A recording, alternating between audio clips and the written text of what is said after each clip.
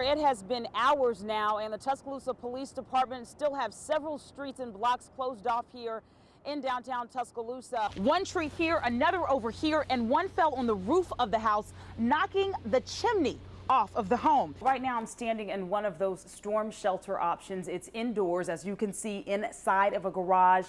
Underground. Evangelical church leaders are not happy about the Boy Scouts' decision to allow openly gay members. But first, the latest on that movie theater massacre in Aurora, Colorado. Good evening, I'm Arielle Clay. It made efforts to clean up and contain that spill in the Gulf very difficult. Police have now cleared this scene, but I was just talking to family members. I literally just ran across the street. They are extremely emotional. When trying to escape a burning house, stay as low to the ground as possible. Also, grab a shirt or towel. And we should know the future of Alabama's controversial law next week when Judge Sharon Blackburn rules on if it is legal. One person was brought out of the store in handcuffs and put into a police unit. We do not know if that is a suspect or not. Rick and Janice, it was about 5 to 10 minutes ago when several police officers rushed into the home here on Arlington Avenue. I'm going to step out of the way and let you guys take a look. Someone opened his box and took the bill out. Then he says they washed it and used it at Walmart. And the flames are out here at this home on the 4900 block of 7th Avenue in Wylam, but the investigation into what caused it has just started.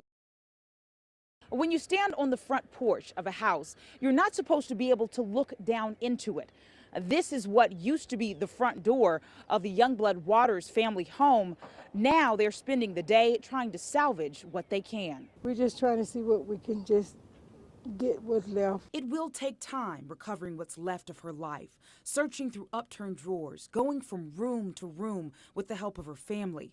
But after living through a tornado that did this to her and her husband's home, Claudine Waters is not complaining. All of a sudden he said, "Here it come, here it come."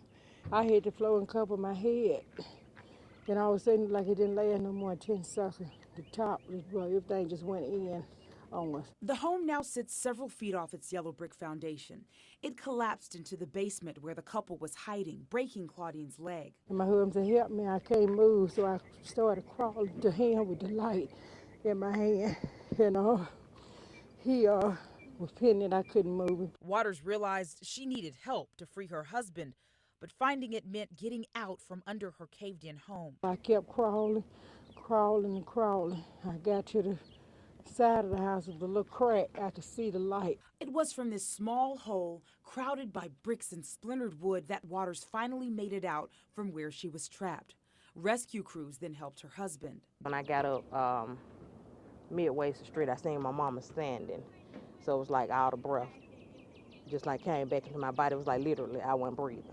Each breath is becoming easier for Waters' daughter as she stands among the twisted metal and walks through the rubble that now only slightly resembles the house her parents spent 20 years making a home. It's the items with sentimental value that the family is trying hardest to recover. Items like this picture here, caught up in the rubble. They say while they know they can't put their house back together, the memories they made while living here will always remain intact. For now in Pratt City, Arielle Clay, Fox 6 News, on your side.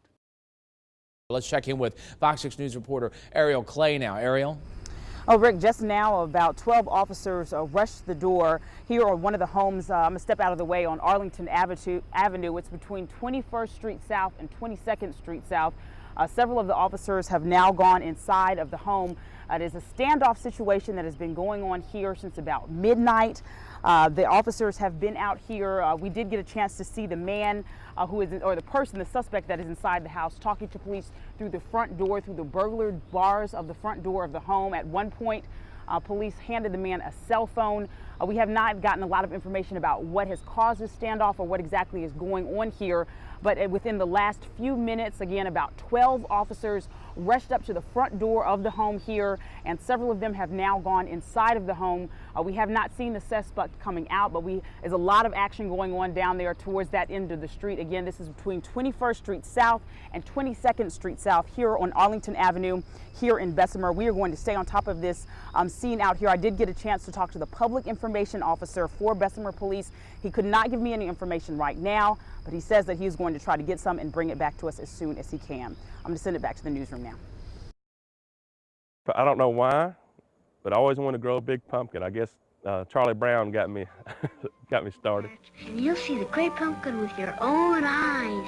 Oh, great pumpkin, where are you? Some things, like cartoons from our childhood, shape dreams we never can seem to shake, no matter how odd or silly they may seem. But it takes a lot to go from a childhood dream to this 885-pound pumpkin. Some told Trent Boyd it couldn't be done. But I was always told that you couldn't grow a giant pumpkin in Alabama, so we had to try to prove them wrong. And that he did, with the help of his wife and 6 kids. In mid-April, on their Coleman farm, the family started growing seeds from a mother pumpkin that weighed more than 700 pounds. We got the good seeds, which that's what you need. And you need good soil. So we added hundreds of pounds, truckloads of manure. It also took up to 150 gallons of water a day. And with that recipe, Boyd's pumpkin took off. After a few months, there was no doubt it was big. Boyd just wasn't sure how big. We had a clue that it was over 800. Big. August 11th, Boyd got confirmation at the Indiana State Fair. The 885-pound pumpkin came in 3rd place, shattering the Alabama state record by hundreds of pounds. We were real happy that we got one that big. Real satisfying. And Boyd's not stopping here.